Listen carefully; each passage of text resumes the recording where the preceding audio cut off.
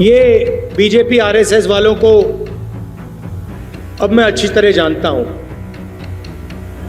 इन पर थोड़ा सा दबाव डालो, थोड़ा सा धक्का मारो, डर के भाग जाते हैं ये लोग। जैसे उधर से ट्रंप ने एक इशारा किया, फोन उठाया, कहा मोदी जी क्या कर रहे हो?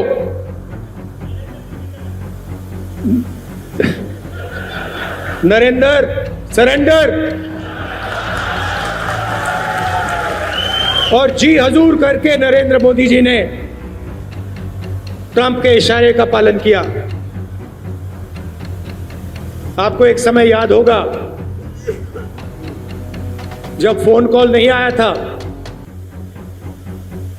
7th फ्लीट आई थी, 71 की लड़ाई में 7th फ्लीट आई थी, हथियार आए थे, एयरक्राफ्ट कैरियर आया था। इंदिरा गांधी जी ने कहा मुझे जो करना है मैं करूंगी।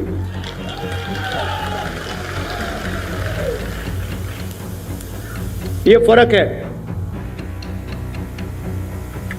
इनका कैरेक्टर है। ये सारे के सारे ऐसे हैं। आजादी के समय से सरेंडर वाली चिट्ठी लिखने की आदत है। 1 सेकंड में थोड़ा सा दबाव पड़े, भैया ये लो। हाँ, तो ये इनका कैरेक्टर है। नमस्कार दोस्तों, तत्वारकवाद शो के एक और नए एपिसोड में आप सभी का बहुत बहुत स्वागत है। आपने राहुल गांधी का वो भाषण सुना जो उन्होंने मध्य प्रदेश के अंदर दिया। दोस्तों, इस भाषण के अंदर राहुल गांधी ने 2 झूठ बोले हैं जिनका पर्दाफाश आज हम हमारे तर्कवाद शो के जरिए करेंगे। लेकिन दोस्तों, उससे पहले आप समझिए आखिर राहुल गांधी ने झूठ क्या बोला। देखिए, राहुल गांधी इस वीडियो के अंदर बोलते हैं कि नरेंद्र सरेंडर। ये बात कही डोनाल्ड ट्रंप ने। डोनाल्ड ट्रंप की तरफ से नरेंद्र मोदी को कॉल गया और डोनाल्ड ट्रंप ने कहा नरेंद्र सरेंडर, और उसके बाद में नरेंद्र मोदी ने ऑपरेशन सिंदूर को रोक दिया, पाकिस्तान के साथ सीज फायर कर लिया। राहुल गांधी जो ये बात बोल रहे हैं ये प्रॉपर तरीके से झूठ बोल रहे हैं। आखिर अमेरिका से नरेंद्र मोदी के पास कॉल तो आया था, लेकिन मीडिया रिपोर्ट्स के मुताबिक ये पता चलता है कि वो कॉल डोनाल्ड ट्रंप ने नहीं बल्कि अमेरिका के उपराष्ट्रपति जेडी वेंस ने किया था, जहां पर जेडी वेंस ने नरेंद्र मोदी को सिर्फ ये कहा था कि हमको पाकिस्तान की तरफ से एक अलार्मिंग इंटेल आ रही है, कृपया कर आप सीज फायर के बारे में सोचिए। उसके बाद जब ये मैसेज इंडियन आर्मी को कन्वे किया गया तब इंडियन आर्मी ने यही कहा कि ये बात हम अमेरिका की नहीं सुनेंगे, ये बात हम तब सुनेंगे जब पाकिस्तान के डीजीएमओ हमको कॉल करेंगे। और उस परिस्थिति में क्योंकि भारत ने पाकिस्तान के खूब सारे टेरर लॉन्च पैड्स उड़ा दिए थे और मिलिट्री एयरबेस उड़ा दिए थे, तो अब पाकिस्तान के डीजीएमओ डर चुके थे और पाकिस्तान के डीजीएमओ खुद कॉल करते हैं इंडिया के डीजीएमओ को और वो कहते हैं कि हमें सीज फायर की ज़रूरत है। और इस बात का उल्लेख मैं यूं ही नहीं कर रहा हूं, इस बात का उल्लेख खुद भारत के डीजीएमओ लेफ्टिनेंट जनरल राजीव गही ने किया है एक प्रेस कॉन्फ्रेंस के दौरान जो 10 मई को उन्होंने की थी। अब आप वो प्रेस कॉन्फ्रेंस सुनिए। Ladies and gentlemen, on the 10th of May, in the morning, even as we were getting into a huddle to war game the events of the previous night, a routine exercise, I received a message on hotline from my counterpart in Pakistan seeking my willingness to communicate. Since our initial aim was to strike at terror camps and all our actions in the subsequent days were in response to the intrusions and violations by the Pakistan Air Force and its army, it was decided that I would indeed speak with my counterpart. You are already aware, I've seen it being covered on national television, that my communication with the Pak DGMO was conducted at 15:35 hours yesterday and resulted in cessation of cross-border firing and air intrusions by either side with effect from 1700 hours 10th of May, after he proposed that we cease hostilities. We also decided to further speak on the 12th of May, that's tomorrow, at 1200 hours, to discuss the modalities that would enable the longevity of this understanding. However, disappointingly, and must I add, तो आपने ये press conference सुनी, ये press conference Rajiv Ghai ने की थी। इसको दुनिया भर के मीडिया हाउसेस ने कवर किया था, पूरे दुनिया भर के नेताओं ने देखा था, लेकिन राहुल गांधी ने शायद देखा नहीं था। और इसके अंदर राजीव घई यही कह रहे हैं कि कॉल हमारे पास पाकिस्तान के डीजीएमओ की तरफ से आया था, उन्होंने सीज़फायर की मांग करी और हमने बाद में उनके आगे अपनी डिमांड्स रखी। हालांकि बाद में जाकर सीज़फायर का थोड़ी बहुत तरीके से उल्लंघन भी पाकिस्तान ने किया था और उसको खतरनाक तरीके से जवाब भी इंडियन आर्मी ने दिया भी था। क्या राहुल गांधी को राजीव घई की ये प्रेस कॉन्फ्रेंस नहीं सुनाई दी थी? क्या राहुल गांधी ने इस प्रेस कॉन्फ्रेंस के ऊपर ध्यान नहीं रखा था? और क्यों राहुल गांधी अब जानबूझकर ये कह रहे हैं कि भारत ने सीज़फायर की है?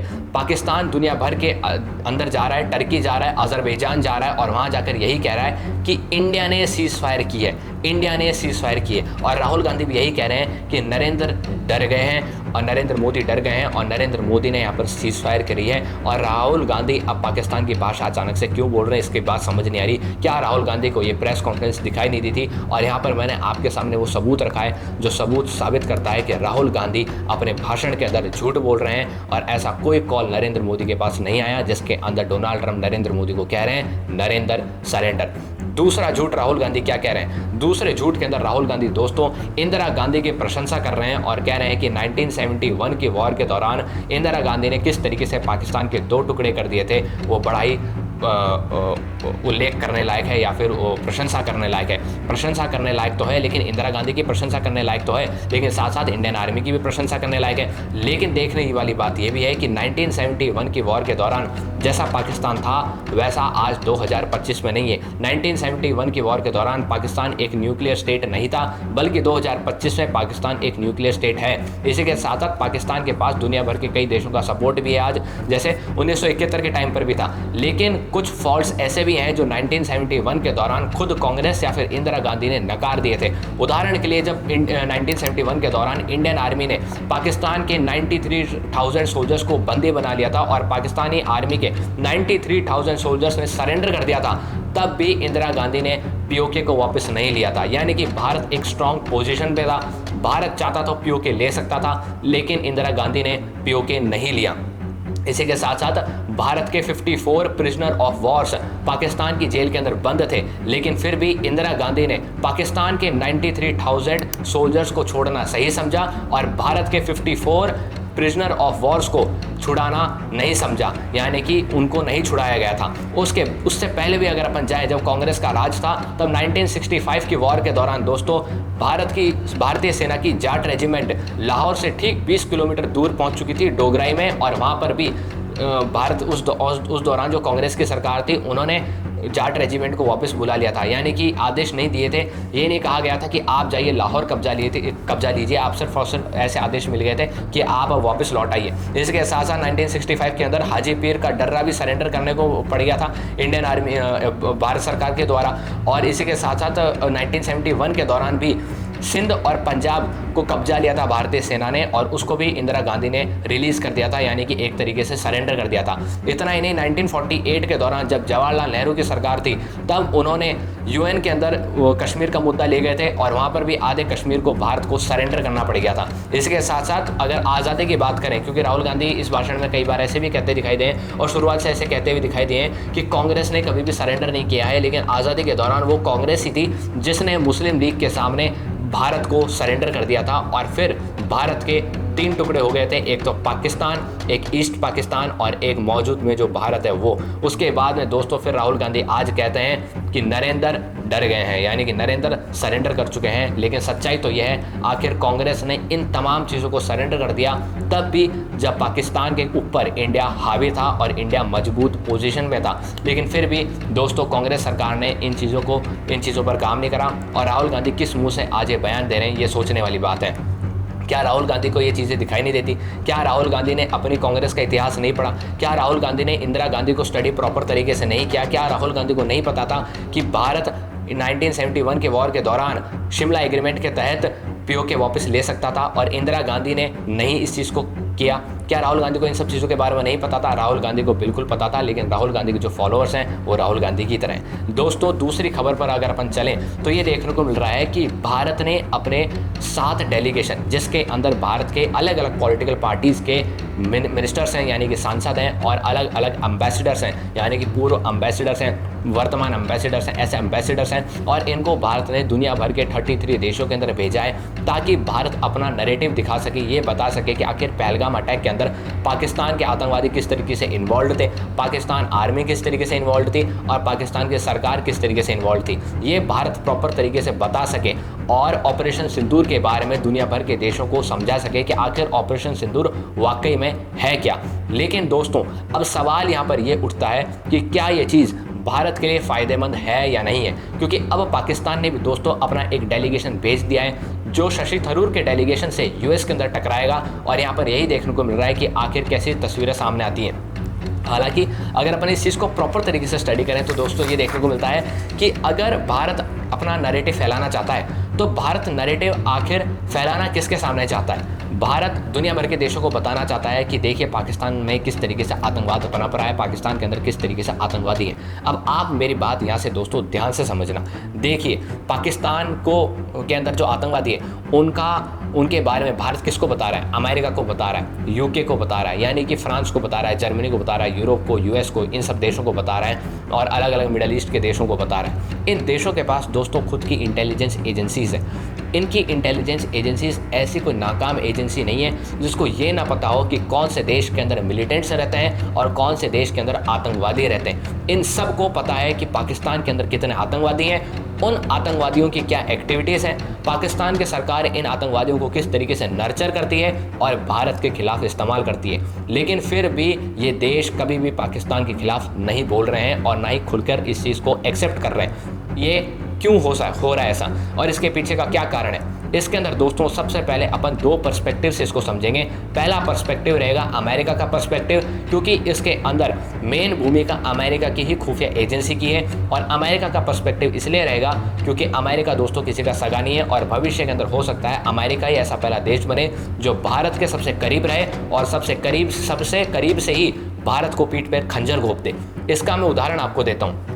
देखिए अमेरिका को पता है दुनिया भर के देशों के अंदर कितने आतंकवादी हैं और वो किस देश के खिलाफ खड़े होते हैं और उनको कौन कौन सपोर्ट करता है। अमेरिका को ये चीज़ प्रॉपर तरीके से पता है, क्योंकि अमेरिका की खुफिया एजेंसी कोई कमज़ोर खुफिया एजेंसी नहीं है, उसको हर चीज़ का मालूम है, उसको हर चीज़ की मालूमात है। लेकिन फिर भी अमेरिका के अंदर जाकर भारत को जताना पड़ रहा है, बताना पड़ रहा है कि पाकिस्तान के अंदर ये लिस्ट ऑफ आतंकवादी हैं, इसमें हाफिज़ सईद है, इसमें मसूद अजहर है, इसमें ये लोग हैं, पहलगाम के अंदर कौन आया, किसकी रचिता थी, ये एक्टिविटी किसकी थी, सब कुछ बताना पड़ रहा है। लेकिन दोस्तों आपको क्या लगता है इससे क्या फ़ायदा पहुँचेगा? बिल्कुल फ़ायदा नहीं पहुँचेगा। अगर अपन इसको अमेरिका के पर्सपेक्टिव से देखें तो वो इसलिए नहीं पहुंचेगा क्योंकि दोस्तों अमेरिका को अच्छे से पता है कि कहाँ कौन चल रहा है, कहाँ क्या हो रहा है। अब ऐसा मैं इसलिए बोल रहा हूँ क्योंकि अमेरिका को दोस्तों एक कला आती है, और वो कला क्या करती है, वो कला आतंकवादियों को नर्चर कर लेती है, वो कला आतंकवादियों को मिनटों में खरीद सकती है, और वो कला आतंकवादियों के जरिए किसी भी देश की सरकार गिरा भी सकती है। और इसका उदाहरण मैं आपको देता हूँ सीरिया से। सीरिया के अंदर दोस्तों सबसे पहले बशर अल असद की सरकार थी, और सीरिया की इस बशर अल असद की सरकार को रशिया द्वारा चलाया जाता था, यानी कि ये जो बशर अल असद लीडर था ये रशिया द्वारा सेटअप था सीरिया के अंदर। और इसका कारण ये था कि सीरिया के अंदर रशिया अपने कुछ एयर बेसिस बना ले, जो कि रशिया ने बना भी लिए थे। लेकिन सबसे खतरनाक बात यह है कि इससे अमेरिका को चिढ़ थी, यानी कि अमेरिका नहीं चाहता था कि रशिया का इन्वॉल्वमेंट सीरिया के अंदर रहे और बशर अल असद की सरकार वहाँ पर बनी रहे। इसलिए दोस्तों अमेरिका ने क्या करा, अमेरिका ने दोस्तों वहाँ पर एक आतंकवादी संगठन का इस्तेमाल करा, और जिसका नाम हयात करके है, और उस आतंकवादी संगठन के जरिए बशर अल असद की सरकार गिरा दी, और अमेरिका ने सीरिया के अंदर एक नया लीडर बना दिया जिसका नाम है अहमद अल शारा, जिसकी तस्वीर इस वक्त आपके सामने आ रही है। अब दोस्तों ये जो प्रेसिडेंट है, माफ़ कीजिएगा मैं आतंकवादी का जिक्र बहुत जल्दी कर रहा हूँ, लेकिन ये जो प्रेसिडेंट है अभी फ़िलहाल ये प्रेसिडेंट है अहमद अल शारा, ये आखिर दोस्तों कौन है? ये कोई पहले प्रेसिडेंट था? जी नहीं। क्या ये राजनेता था? जी नहीं। क्या ये एक MP था पार्लियामेंट के अंदर सीरिया की? जी नहीं। तो ये कौन था दोस्तों? ये था एक आतंकवादी, और दोस्तों ये आतंकवादी खतरनाक तरीके से पहले अमेरिका के ही खिलाफ लड़ता था। साल 2006 के दौरान ये इराक के अंदर था, और इराक के अंदर मौजूद अमेरिका के फोर्सेस के खिलाफ ये इराक के अंदर आतंकवादियों का और मिलिटेंट्स का सपोर्ट करता था, उनके साथ काम किया करता था। और 2006 के अंदर ही इसको अमेरिका ने इराक के अंदर पकड़ लिया था और इसको वहाँ की जेल में भी डाल दिया था। सोचिए जो आज सीरिया का प्रेसिडेंट बनकर बैठा है उसको एक समय पर यानी कि साल 2006 के अंदर अमेरिका ने इराक के अंदर अरेस्ट किया था और अमेरिका ने इराक के अंदर अपनी मौजूदा जेल के अंदर इसको डाल भी दिया था। लेकिन 2017 के अंदर अमेरिका इसके ऊपर ही, क्योंकि ये बहुत बड़ा आतंकवादी बन जाता है, कहीं ना कहीं से भाग भी जाता है और अमेरिका इसके ऊपर $10 मिलियन का अवार्ड भी अनाउंस कर देता है और कहता है कि इस आतंकवादी को जो मारेगा या पकड़ाएगा या इसकी इंफॉर्मेशन देगा उसको हम $10 मिलियन देंगे। और दोस्तों ये अवार्ड किसके ऊपर था? अहमद अल-शरा के ऊपर था। और फिर 30 जनवरी 2025 का समय आता है जब ये अहमद अल-शरा जो कि आतंकवादी है ये सीरिया का राष्ट्रपति बन जाता है और इससे मिलने डोनाल्ड ट्रंप खुद आते हैं। यानी कि सोचिए आप एक आतंकवादी से मिलने डोनाल्ड ट्रंप खुद आ रहे हैं। ऐसा क्या हो सकता है? ऐसा हो रहा है दोस्तों, बिल्कुल ऐसा हो रहा है। और इससे क्या समझ आता है? इससे ये समझ आता है कि पहले अमेरिका ने इराक के अंदर बशर अल असद की सरकार को गिराने के लिए एक मोहरा ढूंढा और वो मोहरा निकला अहमद अल-शरा। अहमद अल-शरा को प्रॉपर तरीके से उन्होंने देखा, फिर कैप्चर किया, फिर अरेस्ट करा। बीच में ये अचानक से छूट जाता है। ये छूटने के बाद में बड़ा आतंकवादी बन जाता है और अमेरिका इसको और मशहूर करने के लिए इसके ऊपर अवार्ड भी अनाउंस कर देता है, यानी कि इसके ऊपर रिवॉर्ड भी अनाउंस कर देता है और कहता है कि इसको जो पकड़ के लाएगा उसको हम $10 मिलियन देंगे। उसके बाद दोस्तों इसकी एंट्री हो जाती है इराक से सीधा सीरिया के अंदर और सीरिया के अंदर यह रशिया द्वारा सेटअप बशर अल असद की सरकार को गिराने में कामयाब हो जाता है। अचानक से बशर अल असद की सरकार थोड़ी सी कमज़ोर पड़ती है और अचानक से इसका जो आतंकवादी संगठन था यानी कि अहमद अल-शरा का जो आतंकी ग्रुप था, टेरर ग्रुप था, इसके ऊपर अचानक से अत्याधुनिक हथियार आ जाते हैं, अचानक से रॉकेट लॉन्चर्स आ जाते हैं और ये सीरिया के अंदर बशर अल असद की सरकार को गिराने में कामयाब हो जाती है। और जैसे ये सरकार गिरती है 30 जनवरी 2025 को अहमद अल-शरा सीरिया का राष्ट्रपति बन जाता है और वहाँ पर डोनाल्ड ट्रंप इससे आके खुद मिलते हैं। यानी कि ये सऊदी अरेबिया में आता है अहमद अल-शरा, डोनाल्ड ट्रंप भी सऊदी अरेबिया के अंदर आते हैं और सऊदी अरेबिया के जो मोहम्मद बिन सलमान है वो तीनों साथ में तस्वीर खिंचाते हैं और डोनाल्ड ट्रंप इनको एक स्मार्ट मैन भी बोलते हैं, इसे इस तरीके से इनकी तारीफ भी करते हैं। तो आपको क्या समझ में आया कि अमेरिका को पता था कि सीरिया के अंदर कौन आतंकवादी है, उनको पता था कि अहमद अल-शरा एक आतंकवादी है और उनको ये भी पता था कि सीरिया के लिए खतरनाक हो सकता है। लेकिन अमेरिका ने क्या करा? अमेरिका ने अपने इंटरेस्ट के लिए अहमद अल-शरा को सीरिया के अंदर सरकार गिराने दी, उसको सपोर्ट करा, उसको हथियार दिए और उसको सीरिया का प्रेसिडेंट बना दिया। अब दोस्तों खतरनाक बात यह है कि इंडिया का जो डेलीगेशन अमेरिका के अंदर जा रहा है, दुनिया भर के देशों के अंदर जा रहा है, वो वहाँ पर हाफिज सईद के बारे में बता रहा है। हाफिज सईद भी यूनाइटेड नेशंस द्वारा रिकॉग्नाइज्ड एक आतंकवादी है और लश्कर-ए-तैयबा का फाउंडर भी है, जिसने भारत के अंदर 26/11 अटैक कराए थे और खूब सारे अटैक्स को भारत के अंदर इसने अंजाम दे दिया है। खतरनाक बात यह है दोस्तों कि पाकिस्तान के अंदर हाफिज सईद की भी एक पॉलिटिकल पार्टी है जिसका नाम है मिली मुस्लिम लीग। और दोस्तों ये मिली मुस्लिम लीग पाकिस्तान के अंदर चुनाव भी लड़ती है और वो दिन दूर नहीं है कि डोनाल्ड ट्रंप या फिर अमेरिका के जो एजेंसीज हैं वो हाफिज सईद को पाकिस्तान के अंदर एक दिन सरकार बनाने देगी। हो सकता है कि कभी पाकिस्तान के अंदर भी सरकार गिर जाए और हाफिज सईद सरकार पाकिस्तान के अंदर खड़ी कर दे, जहां पर मिली मुस्लिम लीग सबसे बड़ी पॉलिटिकल पार्टी बनकर उभर कर आ सकती है। तो क्या भरोसा किया जा सकता है अमेरिका के ऊपर? यहाँ पर सवाल यहाँ पर यही खड़ा होता है। और दूसरा पर्सपेक्टिव दोस्तों, ये तो था पहला पर्सपेक्टिव अमेरिका के पर्सपेक्टिव से। अब दूसरा पर्सपेक्टिव अपन देखते हैं दुनिया भर के देशों के पर्सपेक्टिव से। तो दोस्तों यहाँ पर दुनिया भर के जो देश हैं यानी कि अमेरिका के अलावा जितने भी देश हैं उनकी भी इंटेलिजेंस एजेंसी से उनको भी सब कुछ पता है कि कौन सा आतंकवादी कहाँ किस देश के अंदर रहता है, उसको कौन सपोर्ट करता है, वो किसके खिलाफ लड़ता है। लेकिन दोस्तों ये दूसरे जो देश हैं बाकी के अमेरिका के अलावा ये कभी कुछ नहीं बोलेंगे क्योंकि इनका इतना कोई वर्चस्व नहीं है। ये इनको पता है अगर अपन अमेरिका की भाषा के खिलाफ बोलेंगे यानी कि जो लैंग्वेज अमेरिका बोल रहा है उस लैंग्वेज के विरुद्ध में बोलेंगे तो हो सकता है हमारे पास लोन आने बंद हो जाए, हो सकता है हमारे पास सरकारों की कमी पड़ जाए, हो सकता है हमारी सरकारें गिर जाए, हो सकता है हमारे फॉरेक्स रिजर्व को कहीं चुरा लिया जाए या फिर उसको होल्ड कर दिया जाए या फिर उसको ब्लैकलिस्ट कर दिया जाए। इन सब चीज़ों से दूसरे देश भी डरते हैं। यूके की बात करूँ तो यूके को भी इन सब चीज़ों का पता है, लेकिन इंटरनल चैनल के थ्रू ये सब एक हैं। और अब क्या रास्ता निकलता है? आप तो सोचें कि इंडिया का जो नैरेटिव है वो तो फ्लॉप हो चुका है, इंडिया तो यहाँ पर फेल हो चुका है। तो दोस्तों इंडिया कोई फेल नहीं हुआ है। इंडिया को बैक चैनल पर ये सब काम करते रहना चाहिए, जो भी डेलीगेशन भेजना चाहिए वो भेजना चाहिए, वीडियोस काटनी चाहिए, स्टेटमेंट्स निकालने चाहिए, पोस्टर निकालने चाहिए। इन देशों की सरकार को तो नहीं पता चलेगा लेकिन इन देशों की जनता को तो ये चीज़ पता चलेगी। कुछ लीडर्स ऐसे भी हैं जैसे कि डच के अंदर एक MP है जिनका नाम है गीट विल्डर्स, वो प्रो राइट एकदम लीडर है। भारत के अंदर जब भी एंटी इंडिया और एंटी हिंदू जैसी चीज़ें उठती हैं वो खुलकर सपोर्ट करते हैं, नरेंद्र मोदी को खुलकर सपोर्ट करते हैं, ऐसे नेता निकल कर आने ज़रूरी हैं। कुछ नेता राइट विंग नेता यूके के अंदर भी मौजूद हैं, ये सब उभर कर सामने आएंगे और एक ना एक दिन इन राइट आइडियोलॉजी वाले नेताओं को एक होना पड़ेगा और एक कलेक्टिव नैरेटिव चलाना पड़ेगा जो हर देश के अंदर से निकल कर आगे आएगा, और तभी ये चीज़ कामयाब हो पाएगी। क्योंकि मैंने आपको सबूत दे दिया कि किस तरीके से अमेरिका अपने फेवर के अंदर अमेरिका अपने इंटरेस्ट के अंदर कामों को चलाता है, और उसको कोई मतलब नहीं है हाफिज सईद मरे या जिए, उसको कोई मतलब नहीं है कि पाकिस्तान के अंदर कुछ हो या ना हो, उसको सिर्फ और सिर्फ अपनी चीज़ों को सेव करना है। जो पाकिस्तान के अंदर मौजूदा चीज़ें, उदाहरण के लिए पाकिस्तान के एयर बेसिस जिनके बारे में बताया जा रहा है कि अमेरिका पहले अफगानिस्तान के खिलाफ इस्तेमाल करता था, और अब बताया जा रहा है कि अमेरिका हो सकता है 2025 के अंदर ईरान के अंदर इसको इस्तेमाल करें, यानी पाकिस्तान के मिलिट्री एयर बेसिस को ईरान के खिलाफ इस्तेमाल करें, वहाँ से उड़ान भरे, तेहरान के अंदर सरकार गिराने की सोचें, और ये सब चीज़ें चल रही हैं।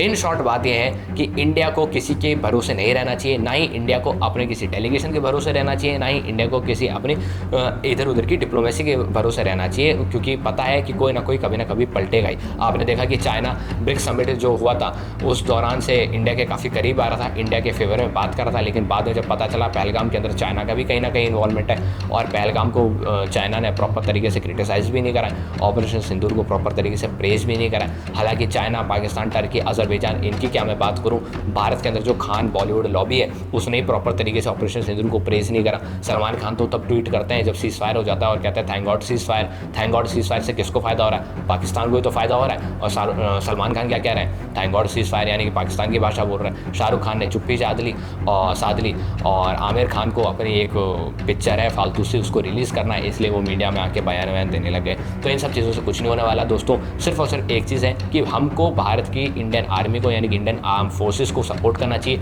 जो DGMO कर रहे हैं, कह रहे हैं, उनकी बातों को सुनना चाहिए, ना ही राहुल गांधी जैसे नेताओं को सुनना चाहिए। आप क्या सोचते हैं इन तमाम चीज़ों के बारे में दोस्तों? नीचे कमेंट बॉक्स में लिखिए। जय हिंद, जय भारत, तर्कवाद को सब्सक्राइब कीजिए।